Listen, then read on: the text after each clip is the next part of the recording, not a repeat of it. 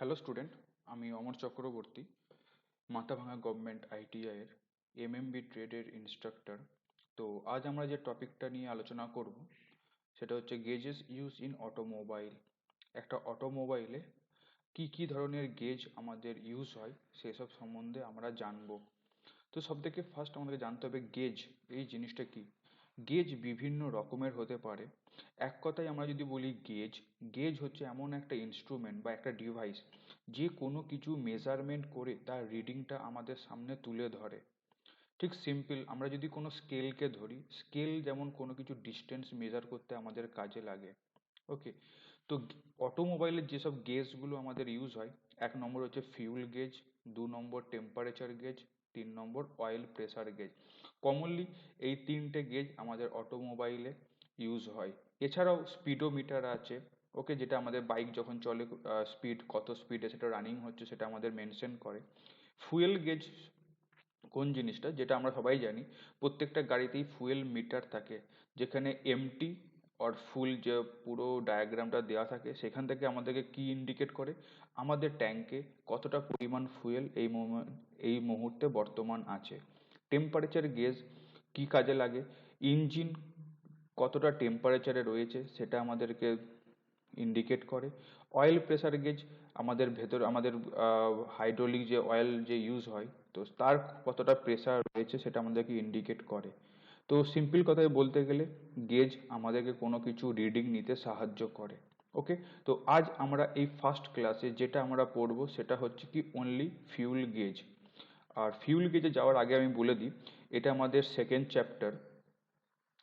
এর আগে আমরা বেসিক যে ডিজেল ইঞ্জিন ওভারভিউ আমরা পুরোটাই কমপ্লিট করেছি। তার মধ্যে আমরা CI engine, SI engine, basic যেসব টার্মসগুলো আমাদের ইঞ্জিনের ক্ষেত্রে ইউজ হয় সেগুলো আমরা দেখেছি।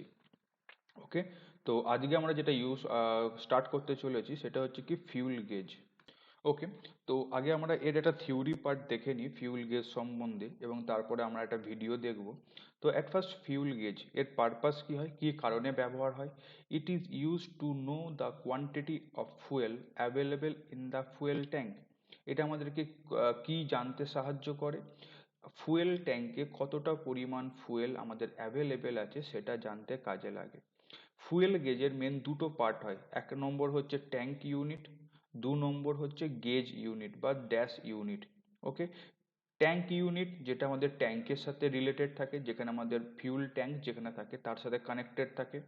আর গেজ ইউনিট বা ড্যাশ ইউনিট, এটা ইট is fitted on the panel board, যেটা আমরা গাড়ির প্যানেল বোর্ডে দেখতে পাই। ট্যাঙ্ক ইউনিট আমরা কিন্তু দেখতে পাই না, কিন্তু গেজ ইউনিট বা ড্যাশ ইউনিট এটা আমরা কিন্তু দেখতে পাই। ওকে, ট্যাঙ্ক ইউনিট আমরা দেখে নেবো। It consist of a tank unit and the indicator unit. Okay, তো এই ইন্ডিকেটর ইউনিটটা যেটা আমাদের ড্যাশবোর্ডে থাকে, যেখান থেকে আমরা ইন্ডিকেটর দেখতে পাই আমাদের ফুয়েল কতটা পরিমাণ আছে। The two units are connected in series by a single wire. তো এই দুটো যে ইউনিট, ট্যাঙ্ক ইউনিট আর ইন্ডিকেটর ইউনিট, এই দুটো প্যারালালি কানেক্টেড থাকে একটা সিঙ্গেল তারের মাধ্যমে। এবং তার সাথে কি কানেক্ট থাকে, ইগনিশন সুইচ তার সাথে কানেক্ট থাকে। When the ignition switch is turn on, যখন ইগনিশন সুইচটা অন করা হয়, current passes through the both unit, তখন কি হয়, এই যে indicator units and tank unit এই দুটো ইউনিটের মধ্যে কারেন্ট পাস করতে শুরু হয়। The tank unit is fitted on the fuel tank and the indicator unit on the dashboard, যেটা আমরা আগেই বলেছি ফিউল ট্যাঙ্কটা আমাদের ট্যাঙ্ক ইউনিটের সাথে কানেক্টেড থাকে, আর ইন্ডিকেটর ইউনিট যেটা আমাদের ড্যাশবোর্ড, যেটা আমরা কোনো ড্রাইভার বা গাড়িতে সিটে বসে যেটা আমরা চোখে দেখতে পাই।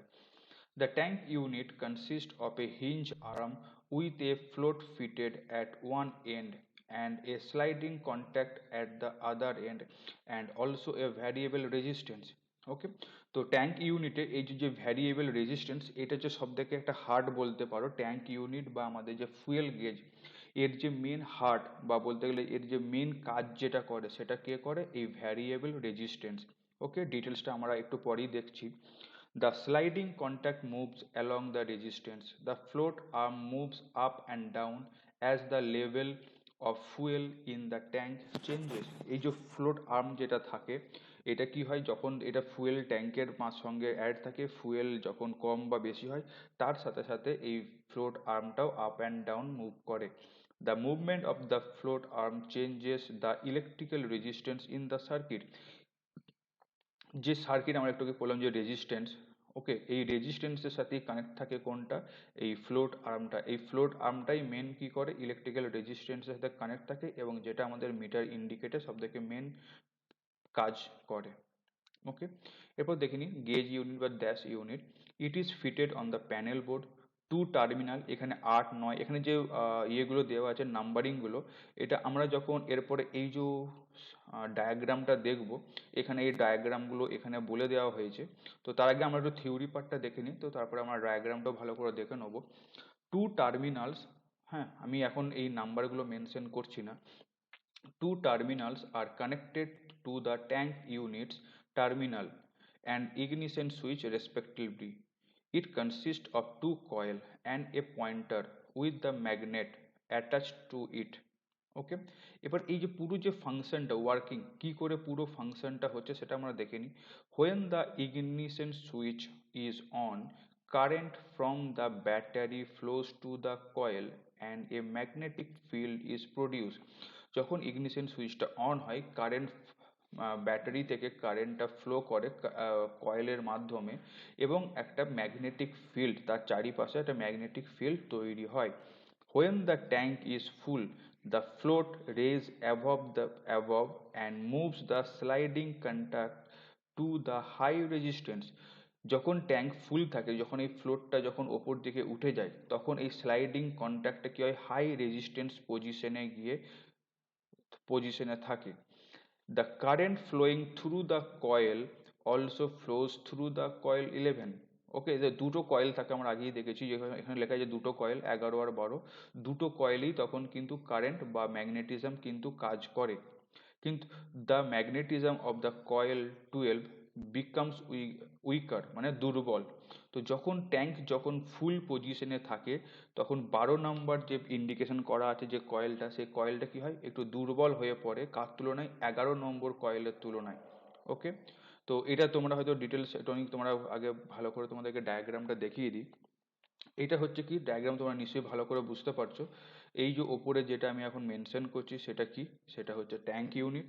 আর নিচের এই যে পজিশনটা E1/4, হাফ, 1/3/4, ফুল, এই পজিশনটা কি, ড্যাশ ইউনিট বা গেজ ইউনিট, যেটা আমরা গাড়ির ড্রাইভার বা আমরা গাড়ি থেকে বসে যেটা দেখতে পাই। ওকে, তো দেখো এইটা 1 নম্বর যেটা মেনশন করা আছে, 1 নম্বরটা কি, ফ্লোট আর্ম। ওকে, 2 নম্বরটা কি, আর্ম যেটার সঙ্গে কানেক্টেড থাকে। 3 নম্বর এটা হচ্ছে কি, একটা রেজিস্ট্যান্স। ওকে, তো দেখো এটা আমরা সঙ্গে এখানে দেখো যেটা আমরা দুটো রেজিস্টার বলছিলাম, এই 12 আর 11, 11 আর 12, এই দুটো দুটো রেজিস্টার থাকে। ওকে, এখানে ব্যাটারি থাকে, এটা হচ্ছে আর্থিং থাকে। ওকে, তো এটা হচ্ছে কি একটা ইগনিশন সুইচ, এখানে ব্যাটারি কানেক্ট থাকে। আর দুটো রিলে, এটা হচ্ছে 8 নম্বর এই একটা রিলে, আর এইদিকে 9 নম্বর এই একটা রিলে। এই দুটো রিলে কার সাথে কানেক্ট থাকে, এই এই দুটোই কিন্তু আমাদের ট্যাঙ্ক ইউনিট আর যে ইন্ডিকেটর ইউনিট বা যেটা ড্যাশ ইউনিট বা গেজ ইউনিটও বলতে পারো, এই দুটোর সাথে কানেক্ট থাকে।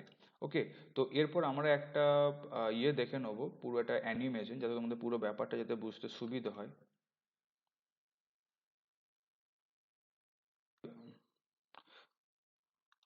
তো আমরা এখন একটা ভিডিও দেখে নেবো, ছোট্ট অ্যানিমেশন, তো এইটার মাধ্যমে তোমরা জিনিসটা আরো বুঝতে সুবিধা হবে। তো এখানে হেডলাইনটা কি করা আছে, হাউ ফুয়েল গেজ ওয়ার্কস। তো এই ডান দিকে দেখো একটা ফুয়েল গেজের পিকচার দেওয়া আছে। আশা করি এটা দেখলে তোমাদের ক্লিয়ার হয়ে যাবে ফুয়েল গেজ কোনটাকে বলা হচ্ছে। তো ফুয়েল গেজ এই যে পার্টটা, যেটা এখানে ডায়াগ্রামটা দেখছি, এই ডায়াগ্রামটা কোথায় দেওয়া থাকে, আমাদের ড্যাশবোর্ডে। ওকে,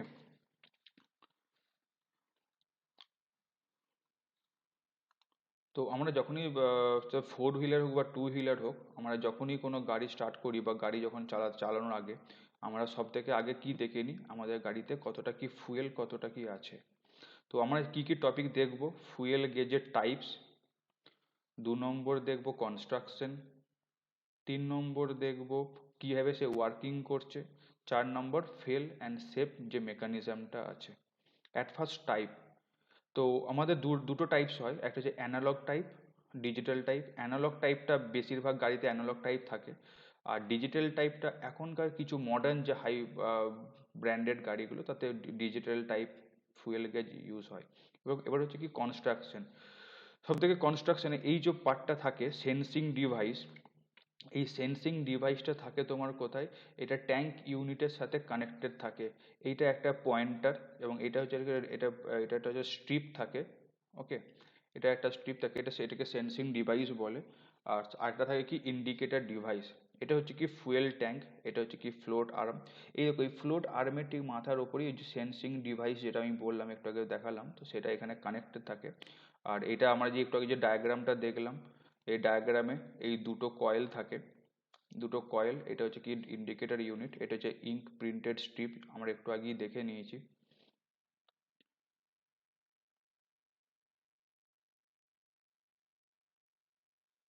ওকে, তো দেখো এটা হচ্ছে কি ফ্লোট, দেখো যখনই ফুয়েলটা বাড়ছে তখনই কি হচ্ছে, দেখো তুমি আবার ভালো করে দেখে নাও, যখনই ফুয়েলটা বাড়ছে বা কমছে এই ফ্লোট আর্মের সাথে সাথে এই ওপরকার যে সেন্সিং ডিভাইসের পয়েন্টারটা আপ অ্যান্ড ডাউন হচ্ছে। ওকে,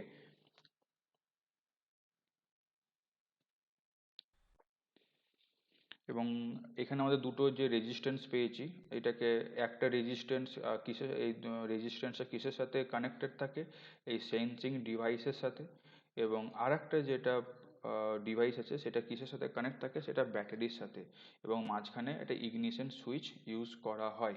ওকে, তো এখানে যে দুটো আমাদের রেজিস্টার আছে, তো সেই আমরা সেই দুটোকে এ আর বি বলে ডিনোট করে নিতে পারি। ওকে, আমি বাঁ দিকেরটা এ আর ডান দিকেরটা বি, আমি এটাকে মেনশন করে দিচ্ছি। এবার এর ওয়ার্কিং ফাংশনটা কিভাবে হয়, তো দেখো যখন ফুয়েল ট্যাঙ্কটা আস্তে আস্তে ভর্তি হতে আরম্ভ করছে, যত এটা ওপর দিকে উঠছে তত কি হচ্ছে, যত এটা ওপর দিকে উঠছে এই যে স্ট্রিপটা বা পয়েন্টারটা এটা কিন্তু নিচের দিকে, মানে নিচের দিকটা হচ্ছে হাই পয়েন্ট, মানে ম্যাক্সিমাম পয়েন্ট। আর ওপর দিকটা হচ্ছে কি মিনিমাম বা এমটি, যেটাকে আমাদের বলা যায় এমটি পজিশন। তো এটা যত ওপর দিকে উঠছে, তো কি হচ্ছে এখানে ইগনিশন সুইচটা কানেক্ট হয়ে যাচ্ছে, ইগনিশন সুইচটা, এবং কি হচ্ছে এই দুটো রিলের মধ্যেই কারেন্ট ফ্লো হচ্ছে, যেটা আমরা থিওরি পার্টেও দেখলাম। দেখো দুটো যখন কারেন্ট ফ্লো হচ্ছে, দেখো দুটোরই চারিপাশে কিন্তু একটা ম্যাগনেটিক ফিল্ড ক্রিয়েট হচ্ছে, যে সাদা রঙের যে সার্কেল যেটা মেনশন করছি, একটা কি হচ্ছে, একটা ম্যাগনেট ফিল্ড তৈরি হচ্ছে। কিন্তু যখন এই ফ্লোট চেম্বার বা ফুয়েল ট্যাঙ্কটা যখন দেখো আস্তে আস্তে যত এটা বাড়ছে, তত এখানে কি হচ্ছে, এখানকার কাঁটাটা ফুল দিকে যাচ্ছে, যত ফুয়েল ট্যাঙ্কটা, আর ফুয়েল ট্যাঙ্কটা যত ভরছে, ফ্লোট বা এই যে পয়েন্টারটা দেখো তত কিন্তু নিচের দিকে নামছে বা ম্যাক্সিমাম পজিশনের দিকে যাচ্ছে। ঠিক তার উল্টো জিনিসটা আরেকবার তোমাকে রিপিট করিয়ে দিচ্ছি প্রথম থেকে। তো এটা হচ্ছে কি ফুয়েল ট্যাঙ্ক, এটা হচ্ছে কি ইন্ডিকেটর ইউনিট। যখন এই ফুয়েল ট্যাঙ্কটা ওপর দিকে উঠছে বা ফুয়েল যখন ভর্তি হচ্ছে, তখন এই পয়েন্টারটা কি হচ্ছে, নিচের দিকে নেমে আসছে বা ম্যাক্সিমাম পয়েন্টের দিকে যাচ্ছে। তো তোমরা একবার এটাকে একবার রিওয়াইন্ড করে দেখে নাও।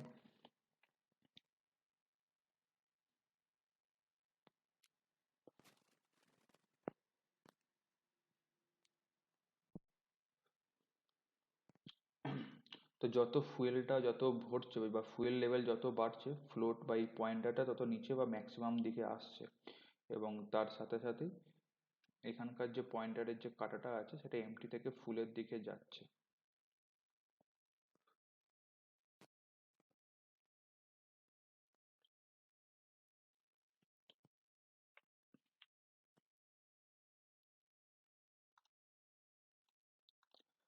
তো তোমরা দেখেছো ইগনিশন সুইচ কাজ করছে এবং কারেন্ট ফ্লো হতে আরম্ভ করছে। এবং যখনই কারেন্ট ফ্লো আরম্ভ হচ্ছে, তখন যে দুটো রেজিস্টার আছে তার চারিদিকে একটা ম্যাগনেটিক ফিল্ড তৈরি হচ্ছে।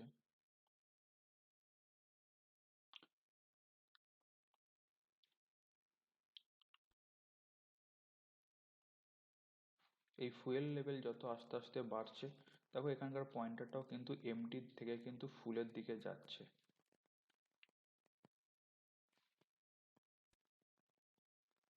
আর তত এইখানকার পয়েন্টারটা কিন্তু ম্যাক্সিমামের দিকে যাচ্ছে।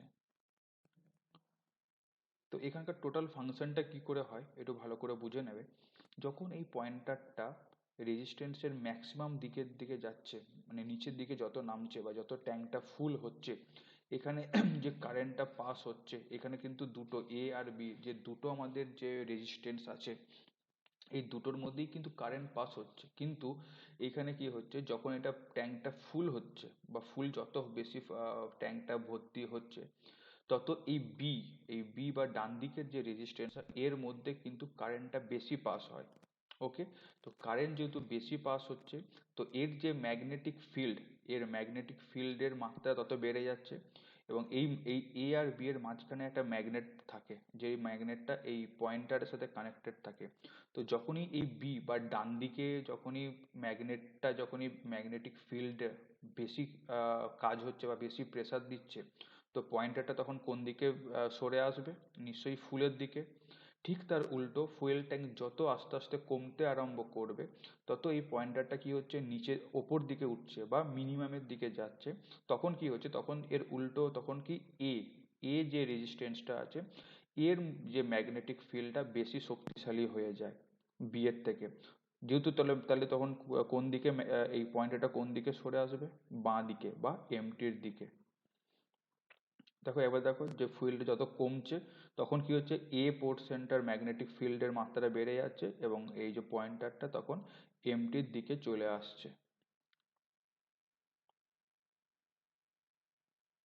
ওকে, তো এরপর আমরা যেটা দেখব, ফেল সেফ মেকানিজম। অনেক সময়তে কি হতে পারে, এই ফ্লোট চেম্বারের সাথে আমাদের এই মেকানিজমটা কেটে যেতেই পারে। অনেক সময় আমরা দেখেছি তার কেটে যায়, বা কোনো রকম কোনো প্রবলেম হয়। ওকে, তখন সেই সময়তে কি হয়, তখন শুধু তখন কিন্তু কি হচ্ছে, তখন কিন্তু বি পজিশনে বা বি রেজিস্ট্যান্সে কিন্তু কোনো কারেন্ট সাপ্লাই হতে পারে না। কারণ রেজিস্ট্যান্সে কিন্তু এই পয়েন্টটা কিন্তু ঠিক আছে। আই মিন, ট্যাঙ্কে ইগনিশন সুইচের সাথে যে পয়েন্টটা, সেটা কিন্তু ঠিক আছে, কিন্তু ওপরেকার যে সেন্সিং ডিভাইসের সাথে বা ট্যাঙ্ক ইউনিটের সাথে কিন্তু এর কানেকশনটা কেটে যাচ্ছে। কানেকশনটা কেটে যাওয়া মানে কি বোঝাচ্ছে, বি রেজিস্ট্যান্সে কোনো কারেন্ট সাপ্লাই হচ্ছে না। তখন কারেন্ট কোথায় সাপ্লাই হচ্ছে? অনলি এর দিকে। তো সবসময়তেই তখন ফুয়েল ট্যাঙ্ক আমাদেরকে কি শো করে? সবসময়তেই আমাদেরকে এমটি শো করে। এই একটা প্রবলেম যেটা আমাদের ক্ষেত্রে হয়। ঠিক এর উল্টোটাও হতে পারে, আমাদের যদি ইগনিশন সুইচের এই মিডিয়ামের তারটা যদি কখনো কেটে যায় বা ডিসকানেক্ট হয়ে যায়, তো তখন সেটা আমাদের কি শো করবে? তখন সেটা আমাদের শো করবে যে সবসময়তেই সেটাকে ফুল শো করবে।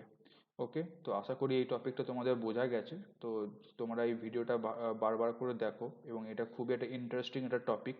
এটা সবাই যে কেউ দেখতে পারে, কারণ আমরা বাইক বা চার চাকা আমরা সবাই কোনো না কোনো গাড়ি চালাই, এবং সবাই আমাদের এই বেসিক নলেজটা রাখা দরকার যে কি করে এই ফুয়েল ট্যাঙ্কটা কাজ হচ্ছে।